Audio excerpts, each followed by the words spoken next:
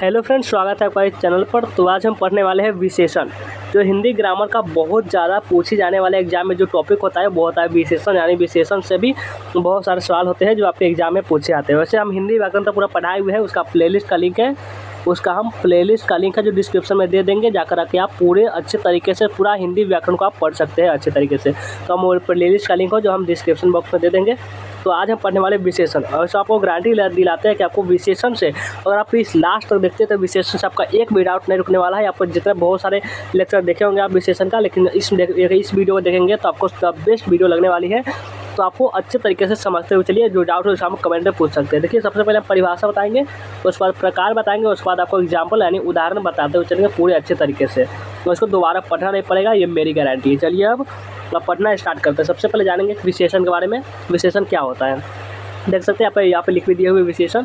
तो सबसे पहले समझते हैं कि विशेषण के बारे में। तो जब जो शब्द संज्ञा या सर्वनाम शब्द की विशेषता बताते हैं, यानी कि संज्ञा या सर्वनाम शब्द की विशेषता बताते हैं, उन्हें विशेषण कहते हैं। देखिए, उनकी विशेषता बताए, यानी संज्ञा कैसे, जैसे नाम मान सकते कोई भी जो शब्द होता है सब संज्ञा होता है। जैसे आप मान लीजिए राम, राम मान लिए, राम क्या है, ये संज्ञा है।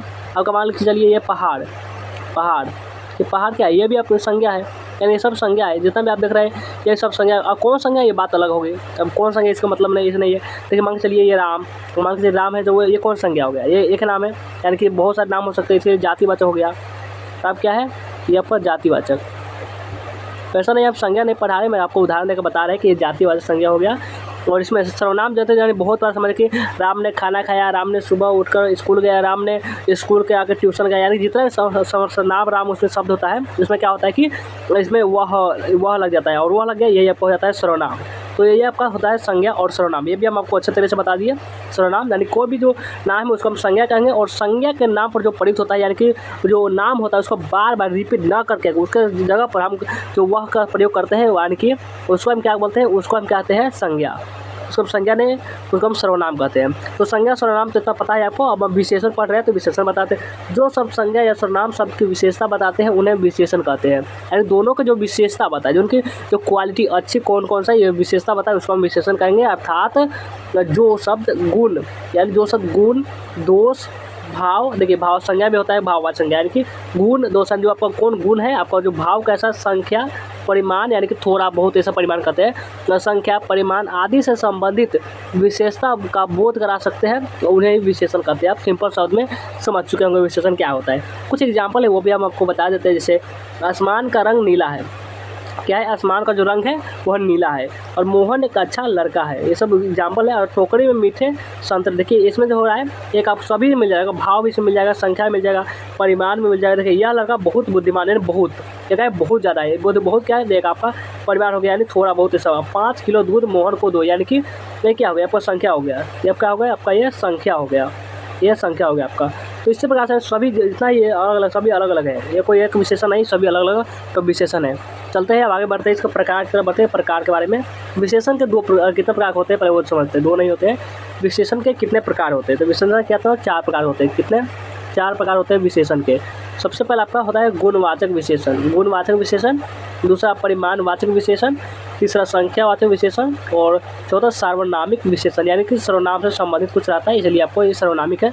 और आपको ये सब जानते हैं, गुण से में समझ है, गुण जितना भी गुण दोष ये सब होता है वो आपका गुणवाचक विशेषण में आ जाता है। और परिमाण है, थोड़ा बहुत ये सब होता है, ये परिमाणवाचक विशेषण का अंतर्गत आती है। और संख्यावाचक का समझता होगा 1, 2, 3, 4 ये सब आपको संख्यावाचक में आती है। तो ये आप समझ चुके होंगे। तो अब आगे बढ़ते हैं, आगे आइए और आगे देखते हैं। सबसे पहले गुणवाचक विशेषण क्या होता है, सबसे पहले हम समझेंगे कि गुणवाचक विशेषण क्या होता है। आप अच्छे तरीके से आप कॉपी कलम लेकर इसको नोट करते हुए आप चल सकते हैं। इसलिए गुणवाचक विशेषण को समझते हैं। तो जो शब्द क्या होगा, जो शब्द संज्ञा या सर्वनाम के, जो शब्द संज्ञा या सर्वनाम के गुण के रूप को विशेषता बताते हैं उन्हें गुणवाचक विशेषण कहते हैं। जो शब्द संज्ञा या सर्वनाम के गुण के रूप की विशेषता बताते हैं उसे हम कहेंगे विशेषण। जैसे आपका हो गया, जैसे मैं आपको एग्जाम्पल भी दिए हुए, जैसे में हो गया कालिदास। कालिदास वृदान व्यक्ति थे। कालिदास कैसे थे, वह वृदान व्यक्ति, यानी ये आपका क्या बताया जा रहा है, गुण बताया जा रहा है। कालिदास तो थे लेकिन वृदान व्यक्ति थे। वृदान क्या होगा, ये आपका गुण हो गया। कालिदास वृदान व्यक्ति थे। वह लंबा पेड़ है, यानी कि वह सीधा होता है वह पेड़ है, तो आपका सिंपल वाक्य होता है, लेकिन लंबा पेड़ है यानी कि उसका विशेषता बता रहा है। और ये होता है कि वह छोटा पेड़ है, यह भी हो सकता था, यह भी हो सकता था कि वह छोटा पेड़ है, इसका भी विशेषता वह छोटा है। हो सकता था कि पेड़ जो है ये मोटा पेड़ है। ये मोटा पेड़ है या पतला पेड़ है, ये सभी आपको हो सकता था। लेकिन इसमें केवल लंबा पेड़ है, ये सब होता है विशेषता बता रहा, पेड़ है कुछ खासियत है उसमें, कुछ विशेषता है। और इसमें उसने सफ़ेद कमीज पहनी है, उसने सफ़ेद कमीज पहनी है, कमीज पहनी है लेकिन सफ़ेद, लाल भूरा ये सब हो सकता था, लेकिन वो सफ़ेद पहनी है, यानी कि वो कुछ ना कुछ विशेषता उसमें बताया जा रहा है। मंजू का घर पुराना है, मंजू का जो घर है वो पुराना है, इसमें पुराना क्या होगा, ये विशेषता है। मंजू का घर तो है लेकिन वो पुराना है, नया पुराना ये सब जितना हो सकता है, ये सब विशेषता। वह ताज़ा फल है, वह फल है लेकिन वो क्या है, ताज़ा है, ताज़ा इसका क्या होगा, इसका विशेषता हो गया। पुराने फर्नीचर को बेच दो, पुराने फर्नीचर को बेच दो, फर्नीचर लेकिन पुराना, यानी कि ये आपका हो गया, ये विशेषण हो गया आपका, गुणवाचक यानी कि गुण हो गया, इसका विशेषता हो गया। तो आप उम्मीद है आप गुणवाचक विशेषण पूरी अच्छी तरह समझ चुके होंगे, समझ गए तो अब आगे बढ़ते हैं। अब आगे आइए, अब आगे आते हैं कि परिमाण विशेषण, परिमाणवाचक विशेषण की तरफ बढ़ते हैं और इसको हम अच्छे तरीके से समझते हैं। तो परिमाण का अर्थ होता है, परिमाण का क्या अर्थ होता है, मात्रा। हमने बताया था परिमाण का मात्रा जैसे थोड़ा, बहुत, कम, ये सब होता है, मात्रा होता है। जो विशेषण संज्ञा या सर्वनाम कि मात्रा या नाप तौल के परिमाण की विशेषता बताए, यानी कि क्या है कि परिमाण का अर्थ होता है मात्रा, जो विशेषण संज्ञा या सर्वनाम की मात्रा या नाप तौल, यानी कि उसको जोखा जाता है, नाप तौल के परिमाण की विशेषता बताए, उसे परिमाणवाचक विशेषण कहते हैं। क्या कहते हैं, परिमाणवाचक विशेषण से कहते हैं। और एग्जाम्पल के बारे में बताते हैं। एग्जाम्पल जैसे 4 किलो दूध थोड़ा रुपया, यानी 4 किलो दूध ये आपका हो गया थोड़ा रुपया, यानी अलग अलग है, कोमा यहाँ पे नहीं दिया हुआ है। 4 किलो दूध थोड़ा रुपया, 1 किलो घी क्या हो गया, कम लोग, थोड़ा आटा, 4 किलो चावल, यानी ये सब जो थोड़ा बहुत है, कम है, ये सब क्या हो गया, ये सब परिमाण है। यानी कि 4 किलो, ये 4 किलो क्या हुआ है, ये आपका हो गया परिमाण। और आपका थोड़ा, ये भी आपका ये परिमाणवाचक विशेषण हो गया। इसमें कहा है 1 किलो घी, अब किलो जो हो गया 1 किलो, ये भी आपका परिमाणवाचक हो गया। और थोड़ा आटा, ये थोड़ा जो है ये भी आपका हो गया परिमाणवाचक विशेषण।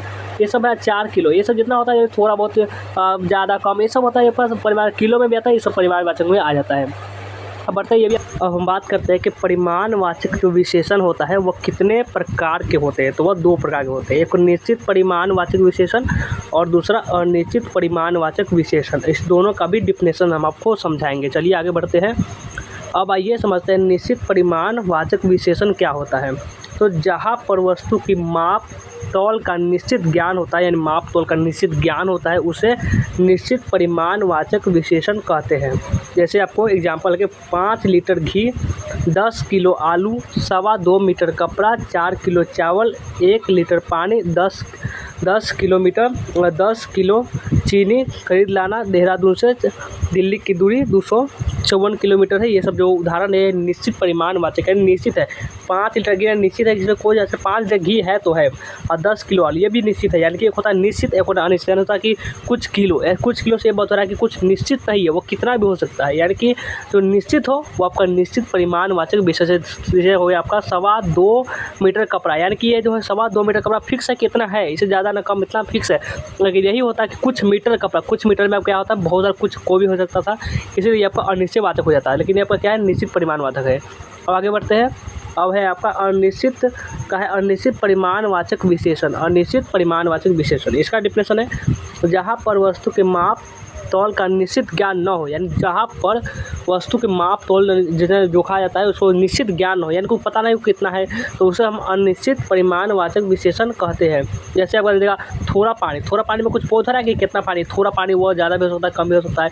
कुछ आटा, ये भी अपन निश्चित नहीं है। मेले में बहुत आदमी है, बहुत ज़्यादा, कोई फिक्स नहीं है कि अरे होता है कि 100 आदमी है तो ये बात अलग हो जाती है, 100 है, 200 है, इतना। लेकिन कुछ आदमी है, बहुत दूध, थोड़ा धन, थोड़ा नमकीन, कुछ दाल, चाय में चीनी कम, ये सब क्या है, थोड़ा कोई निश्चित नहीं है कि कितना है, तो इसको भी मात्रा ही नहीं पता चला, इसलिए आपका अनिश्चित परिमाणवाचक विशेषण ये हो जाती है। आगे बढ़ते हैं अब संख्यावाचक विशेषण। संख्यावाचक विशेषण क्या होता है?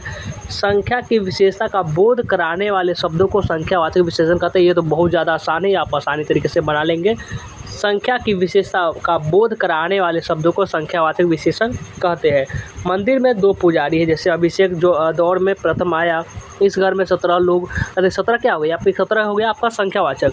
और यहाँ पे आप देख सकते हैं प्रथम, ये भी आपका संख्यावाचक हो गया।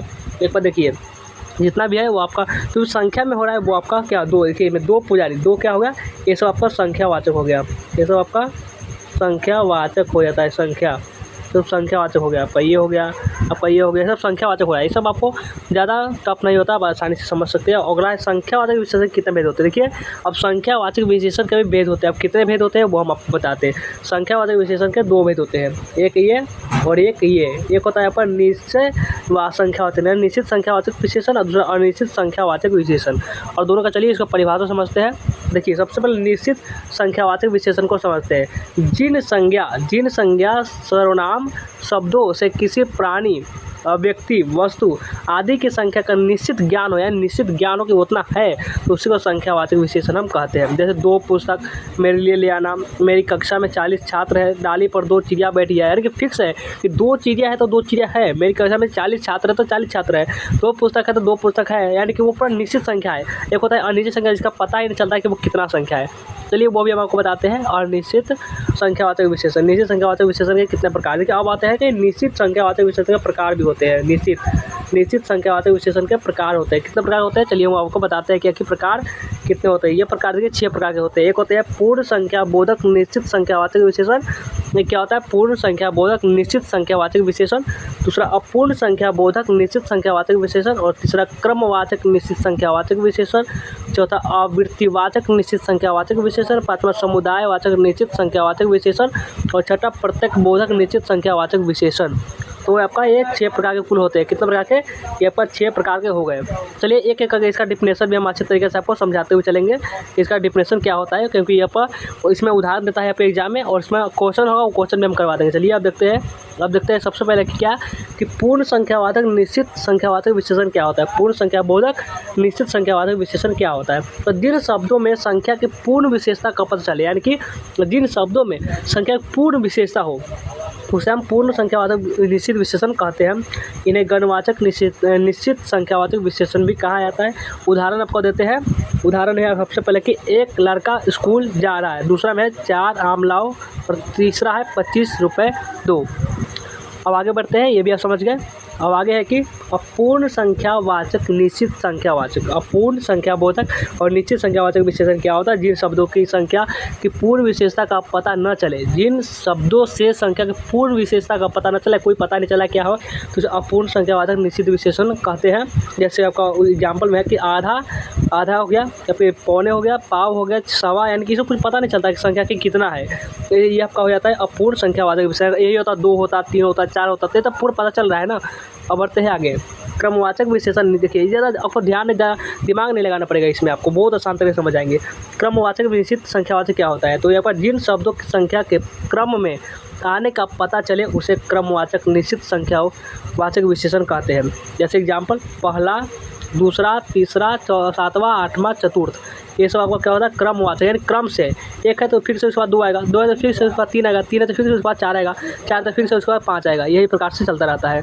अब बढ़ते हैं आगे। अब आगे है आपका समुदायवाचक निश्चित संख्यावाचक विशेषण। समुदायवाचक निश्चित संख्यावाचक विशेषण, जिन शब्दों के संख्याओं में समूह या समुदाय का पता चले उसे समुदायवाचक निश्चित संख्यावाचक विशेषण कहते हैं। यानी जिन शब्दों से संख्याओं में समूह या समुदाय का पता चले उसे समुदायवाचक निश्चित संख्यावाचक विशेषण इसको कहते हैं। एग्जाम्पल में है कि 12 जैसे दर्जन, 40, 32, त्रिलोक, चारों, 5 भाई, ये सब क्या होते हैं, ये सब आपका समुदाय निश्चित क्या होते हैं, संख्यावाचक विशेषण होते हैं।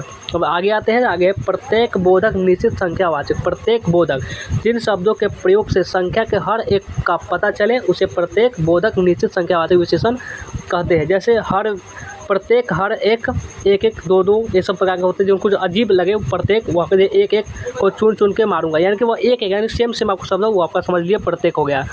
अब आगे आते हैं अनिश्चय संख्यावाचक विशेषण। जिन शब्दों से संज्ञा और सर्वनाम की निश्चित संख्या का बोध न हो उसे अनिश्चित संख्यावाचक विशेषण कहते हैं। जैसे सब कुछ, कई, थोड़ा, सैकड़ों, अनेक, चंद, अनगिनत, हजारों आदि ये सब होते हैं। उदाहरण, कुछ बच्चे पार्क में खेल रहे हैं। दूसरा उदाहरण, थोड़ा सा खाना ले आओ।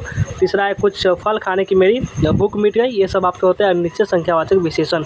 तो आते हैं अब लास्ट है कि संकेतवाचक या सर्वनामिक विशेषण क्या होता है, जो शब्द संज्ञा या सर्वनाम की ओर से संकेत करता है, या जो शब्द सर्वनाम होते हुए भी किसी संज्ञा के पहले आकर उसकी विशेषता को प्रकट करे उसे संकेतवाचक सर्वनामिक विशेषण कहते हैं। जैसे वह गाय दूध देती है, यह पुस्तक मेरी है, यह लड़का कक्षा में अव्वल आया, वह आदमी अच्छे से काम करना जानता है। यानी कि आपको ये सब आपका संकेत कर रहा है कोई। तो आपको कमेंट बताना है कि आपको विशेषण समझ में आया या नहीं आया।